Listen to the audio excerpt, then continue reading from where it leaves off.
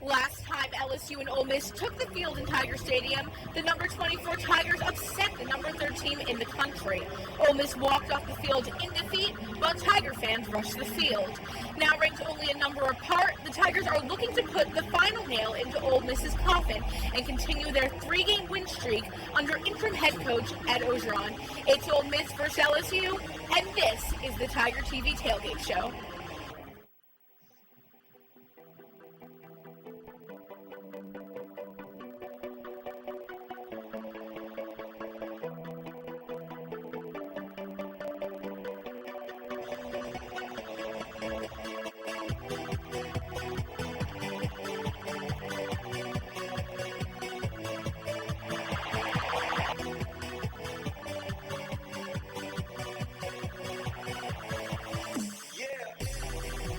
Hello and welcome to the Tiger TV Tailgate Show. Thank you so much for joining us. It's a day all Tiger fans mark on their calendar all year, and we are live from the Manship Patio. It's a little windy out here, but cell phone service is down and traffic is backed up through Baton Rouge, but it is electric here on campus. I'm Amanda Luskin, joined here by Hunter Lovell and Dylan Alvarez. And guys, how great is it going to be here today? It is great. It's late kickoff today, 8 o'clock, so most fans are starting to make their way out slowly today.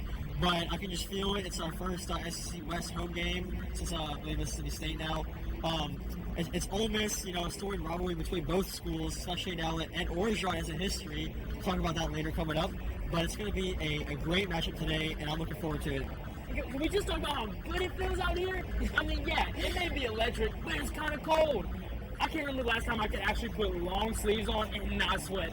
That's what I'm excited for, honestly. It's going to be a great game. We have some great guests coming up in this show. It's going to be an exciting game to watch. All right, well, today Leonard Fournette will be available for the Tigers for the first time in 2 games. Tiger fans didn't feel his absence due to Darius Geis doing a great job stepping in and filling Fournette's shoes. Geis has been doing such a great job, it is making it a harder decision for Coach O to automatically name Fournette as starter. In just his last 2 starts, Geis has had 325 yards and 5 touchdowns. Coach O has been pleased with the performance Geis has given, but is excited to have Fournette back. Hopefully, had a good week of practice. We expect to use him as much as we can. Obviously, we have to see if his condition during the game, but we think he's fine. Geis has really been a rock star for these Tigers the past 2 weeks, but how do you think they'll go through today, sharing the spotlight? Well, you can't ignore the fact that Geis has rushed for over 150 yards in the last 2 games. He's really been just a star for the LSU offense. And now that Fournette's coming back, it's like, well, what do you do? So, Orgeron talked about how he's going to have both of them in the same backfield at the same time. And that's going to be a key. Now, both guys might face the fact that they might not get the individual stats they might want. But, it's going to be great. You have the best running back duo in the SEC. And I'm really excited because, honestly, we're just going to run the ball down Ole Miss's throat today. It's going to be great. And honestly, it'd be very, very difficult to perform as well as Geis did these past 2 days. He filled in some big shoes when Leonard Fournette got injured. I expect those of them to perform very, very well, especially considering the fact that Ole Miss has a struggling defense against the run, giving up over 200 rush yards per game. I think we're going to exploit that, and I expect them to have huge days. All right, now taking a look at Coach O, he will be the 4th coach in LSU history to face a former team. Orgeron was the head coach of the Ole Miss Rebels from 2005 to 2007. In his 10-year as a Rebel, he ended his career 10-25. While Orgeron was at Ole Miss, he also appeared in the movie The Blind Side, recruiting Michael Orr to the Ole Miss Rebels, where, of course, he ended up playing. Since his time at Ole Miss, Orgeron was also, of course, the interim at USC.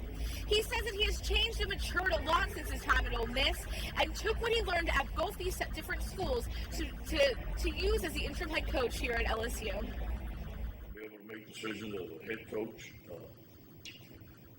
daily organization of the staff, daily organization of practices, spend less time with the defensive line. I'll spend more time on certain situations with the offense, certain situations with the defense. I'll watch all the film. Ask Coach what happened here, make corrections here, what do we need to do? Coach O definitely did underperform while he was the head coach of Ole Miss, but so far he has done a great job taking over for Les Miles in his first 3 games. So guys, how do you think he's changed since his time at Ole Miss? Well, I can see it in practice. He's a lot more energetic. like just what he's changed since like he's taking over for Les. I mean, practices are shorter. He's making the players run with him, and he'll run with the players up and down the field after every single play. I mean, it's just great what he's done, and it's spreading the ball in the offense. As you've seen, we're targeting 7 different receivers about per game. I mean, it's great to see LSU's offense. I mean, we've reached over 40 points in the last 2 games. It's just great to see like how much he's improved since his unfortunate tenure at Ole Miss. And you talk about that, honestly, he has almost that Tim Tebow effect. Now, hear me out on that. He just brings so much energy to this team, and people have touched on it a lot. It's just a new atmosphere, both in the locker room and on the field, and honestly, adding that kind of aspect to the game makes so much of a difference, and I really do believe that's the biggest impact he's had. Players are more energized than ever, and it just makes for better performances. I think it's hard to not be energized when you hear that voice. I get energized at press conferences just hearing it. You need to listen to the Coach O song. Yes, for sure. So while we're on the subject of Coach O, LSU is in for sure their hardest part of the season coming up these next couple of weeks, and it's time to kind of look ahead to see who will be the future of the head coach at LSU. Tiger TV reporter Joyce Manaris looked into the situation. LSU has the power to poach almost any coach in the country to come down to Baton Rouge and begin building a college football behemoth. So is Ed Orgeron really the guy? What's that, guys? He's a Cajun boy, yes. And as much as he wants the job, it still seems weird seeing him on the sideline as the head man at LSU. He does have the Tigers playing better, but it's tough for fans not to recognize that there are bigger names out there. There is one way to win the fans over, though, and it starts by beating hated rival Ole Miss. This is why you come to LSU. This is why you signed here. This is why you want to coach here. And I'm sure that the Tiger Stadium is going to be wild on Saturday night. I'm sure that Ole Miss is going to be ready to play. It's going to be a classic battle. It's only going to get more difficult as the season goes on. LSU has the toughest remaining schedule in college football, according to ESPN's Football Power Index. So is Ed Orgeron the right guy for the job? The official 6-week audition starts tonight.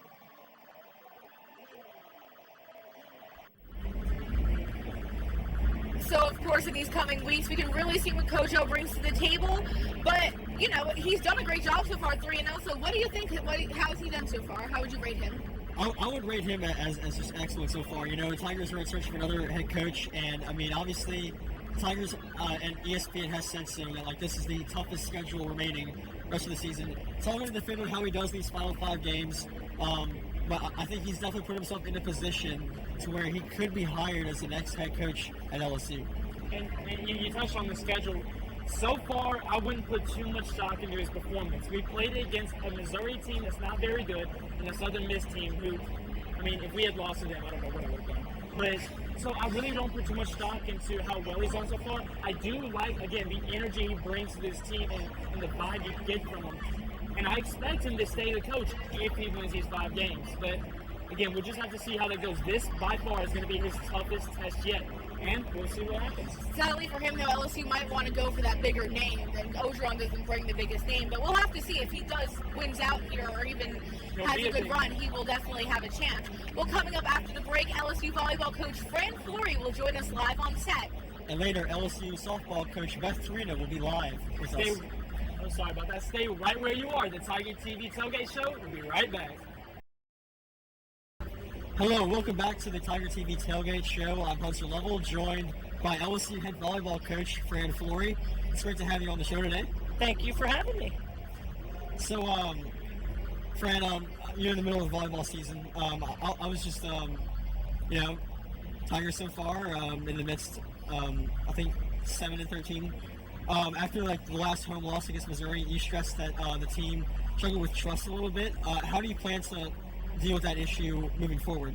Well, certainly we think we've addressed it thus far, and you know, we're hopeful that we'll build on that. We have such a young group and so much inexperience that, you know, those situations kind of lead to that problem as a lack of trust, just because we haven't been in those situations before. But, you know, I'm excited about the week that we've had after the Missouri loss. We practiced a couple of times, and we bounced back really well. We have a great drive, and we really have a favorable back end of the SEC season. We're halfway through the season right now, so, you know, at this point you always evaluate, tweak things a little bit, and we're excited about the direction we'll go. And You have a few standouts on the team so far, Gina Tillis and Tiara Gibson. How would you describe their play so far this season? Gina has been a Terminator, and she scores points. She blocks, she plays great defense, she passes. She's a great 6 rotation player, and she's carried a tremendous load. She's our go-to, and unfortunately, if she's not playing well, our team doesn't necessarily have a chance to win. And hopefully we can balance that out the latter part of the season. The person that stepped into that role against Missouri and hopefully will continue is Tiara Gibson. She had a great match against Missouri. She's a big physical athlete. She's our only senior, so I'm sure she's ready to go out with a bang. And how is it so far? I mean, this is your second year coaching your daughter at a collegiate level. How is that? Because she is your daughter, and also you have to be her head coach in a collegiate play. How is that for you? Yeah, I think we balance it fairly well. I think the team understands we balance it. She's a great kid, and our relationship's a little bit different. Obviously, she's grown up. She was born during volleyball season. Her birthday is Monday, so it's been part of her life and kind of part of the fabric of my entire family. So she knows what it's about. She has a great deal of trust in the coaching staff, obviously, because she's been around us and she loves us all. And we certainly love all our kids, and we're excited to have the chance to coach her. But she also is just another player to me. We don't talk a lot about Mom during the week. On the weekends, if she needs something, she knows I'm there. And so I believe your next game won't be until next weekend when you travel to South Carolina and then you go to Florida. So what's the your goals moving forward? What are you getting the team to strive for going towards the latter part of the season? I think one of our biggest problems is we actually are trying too hard. Our anxiety level is really high. I think we just need to balance out. We need to understand our responsibilities a little better with the young group. I think that we've made some strides, as I said, this week. And we have to be better offensively. So we're going to tweak our offense before we head to South Carolina. South Carolina is a great match for us. Florida, is a top 10 team and very physical. They have 6'8" and 6'5" middle blockers. They're really big and physical. And then, as I said, the back half of our SEC schedule is really favorable. So, we think we're going to turn things around and end the last 9 matches with a successful record. Mm-hmm. And looking forward to today. Are you going to the game today? Of course. Of course. What do you expect to see from the LSU football team today taking on Ole Miss? Well, you know what? I think they're going to run the ball a ton. And I know all the Tiger fans want them to throw, but, Ole Miss, I'm a football fan, and Ole Miss does not defend the run as well as they do the pass. So I think we're going to, with Leonard back and Geis in there and everybody else, I think we're going to see a diverse running attack today. And of course, our defense is always stellar. I'm excited to see what the energy of the stadium today. Hopefully, this place behind us is rocking tonight. Hopefully so. I would love to see the Tigers pull out a win and give that another boost for Ed Orgeron's resume. Well, thank you so much, Fran. Once again, join my friend Flory on the LSU Tailgate show. And coming up after the break, softball head coach Beth Torino will be live on set with Tiger TV sports director Amanda Luskin. We'll be right back.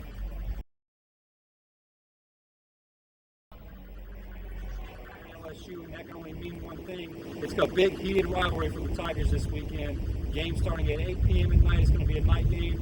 Student section should be crazy, but let's hear from the students first. Jack, big game this weekend, man. LSU's playing Ole Miss. Looking forward to it. Oh, heck yeah. After last time they came out here, after most of the field, it's hard to beat that in Tiger Stadium. Here at Tiger Stadium with LSU softball player Savannah Jaquish, big-time hitter on Savannah. You went to the game this weekend? Yes, I am. What are you looking forward to most this Ole Miss week?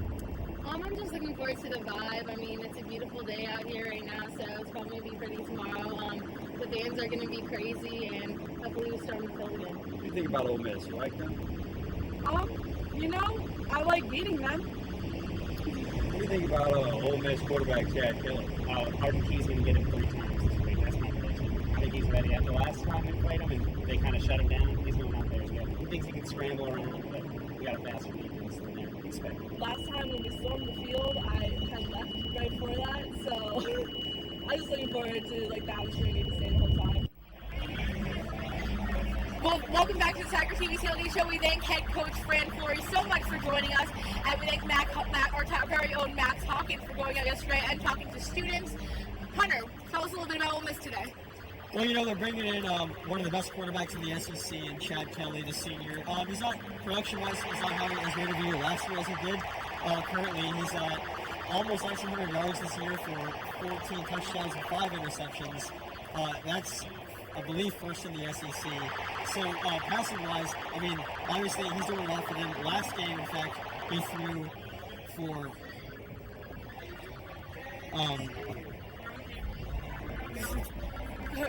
almost 300 yards, and in fact, Ole Miss lost 34-30 at Arkansas. It was a tough loss for them, but also, he's been doing it all for them on the ground, too. He rushed for, I believe, 89 yards and 2 touchdowns. The running attack is just not there for them. He's doing it all for them. And, last year against the Tigers, he actually burned us on the ground. That's how we lost 38-17, I found. And then his top weapon receiving-wise is Evan Ingram, the tight end, who plays more of a big wide receiver. He actually leads the SEC in receiving yards. He has 590 yards and 5 touchdowns. In fact, last game he had 7 catches for 111 yards and a touchdown. So the Tigers can find a way to stop Evan Ingram. I believe that will be a very key to how we can really defend them. I believe if we put maybe Jamal on Evan Ingram, that would be a key to success. And I think, too, the Tigers are pretty confident that they can get to Chad Kelly. Arden Key and Kendall Beckwith think that they could really, hit him around maybe early on, get him to keep going early in the game. So, but overall, Ole Miss is only 2 spots ahead of LSU in the AP Top 25 poll. But how do you guys think they'll match up today? Well, it comes down to how our defense is going to play. I think if we can shut down Chad Kelly, I think that's going to be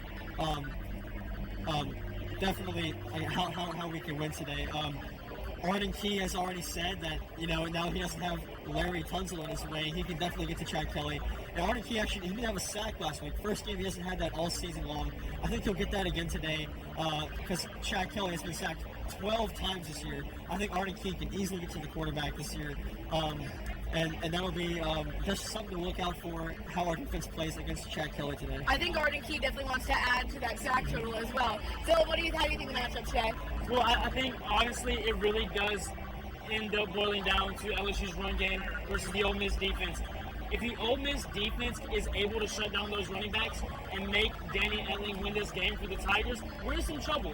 But I believe that that's not going to happen. I think that O-line for LSU is going to really be able to dominate up front. The running backs for our team are really going to go at it. They're going to exploit that defense. And I do believe that we're going to end up coming on top because you have a Tiger team that's coming off of 2 straight wins. And while you have an Ole Miss team that's, they're not doing too well right now. So I see this as another hurdle, but I see this as a positive performance for us. Now, Coach O has definitely been big on taking shots down the field late in the game.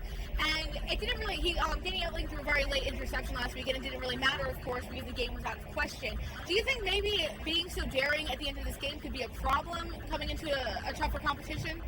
I think so, because I think Danny Etling might not be as experienced with going deep. In fact, he threw an interception last week on one of those passes. So I wouldn't take Ole Miss's defense too lightly, even though, they're not very good. But Danny Etling going deep might pose a problem. He could force a turnover here or there, which could prove to be costly. So I think we should just take it slow. Malachi Dupree definitely showed up last game. He hasn't really been a factor much this season. So continue to hit Malachi, Traven Durrell, Colin Jeter, Foster Morris coming back this game. I think those are our definite, passing-wise, our targets. And maybe go deep every now and then, but don't try to go for the long ball every time. And I know Malachi definitely wants to keep that great game he had last week going, so hopefully he can. What do you think, Dylan? Yeah, go off of his performance for sure. I live by the motto, go big or go home. That's just me. I'm different, Hunter. I would love to see a bunch of long passes because I just want to see a big home run play. That's me. But I do think the conservative approach is more appropriate in this game. Is gonna be more efficient for us. But at the same time, I don't think they should shy away from going for that home run ball. I think that if you take your chances, sometimes you throw an interception, babe, but you get those touchdowns. Not only are they a touchdown, but they're an energizing one. The fans get pumped up more than anything for those long touchdown plays. So, that's really what I think how the game's going to be. Yeah, that was one of the fans' biggest criticism under Les Miles is that it was just run, short pass, and they want to see that go down the field. So hopefully the Tigers can pull it off. But we'll be right back after this with our predictions and keys to the game. All right, welcome back to the Tiger TV Tailgate Show. Well, we're still a few hours from kickoff. It's a late one tonight. But, Hunter, give me your score prediction and your keys to today's game. Well, you think, I think it's going to be a close battle for a little bit. I think LSU will pull away in the end. Ole Miss is averaging almost 450 yards per game. In fact, they're giving up over 200 yards on the ground. So I think LSU will use Darius Geis and Leonard Fournette to their advantage. And I think we'll rack up between the both of them over 200 yards easily. I don't know who's going to get more. It's hard to tell at this point. But running is going to be our key on the ground. Passing, honestly, I don't think we're going to. I mean, Danny Etling, I think he'll get maybe over 200 yards. But I really think we're going to focus on the ground this game. And we're going to exploit their defense, who is near the bottom of the SEC. And I believe that this game is going to be, I'm going to say 27-17 LSU.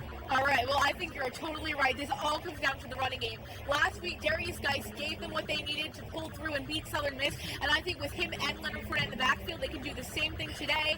But you gotta love that LSU Ole Miss is always a great defensive battle, and I really hope that is exactly what we see today. Last time they played here, LSU pulled out a 10-7 victory, and I think today they'll pull out a 14-7 victory.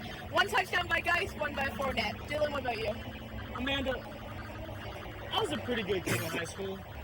You know, I believe it. I stick to the rules for the most part. I tuck my shirt in, you know, that's a uniform. I wouldn't call myself much of a rebel, you know. But I think I'm fierce in my heart. I think I'm bold. I think I'm going for those Tigers. Woo! Go! Tigers! Woo! All right, well, there you have it. We'll see what happens today. We're still a few hours from kickoff, but that is all the time we have here today. Tigers have a bye week next week, but we'll be back the week after to get ready for LSU Alabama, and head women's basketball coach Nikki Fargas will join us live here on set. Once again, for Dylan Alvarez, who's going crazy. Woo! And Hunter Level, I'm Amanda Luskin. Thank you so much for joining us, and enjoy today's game.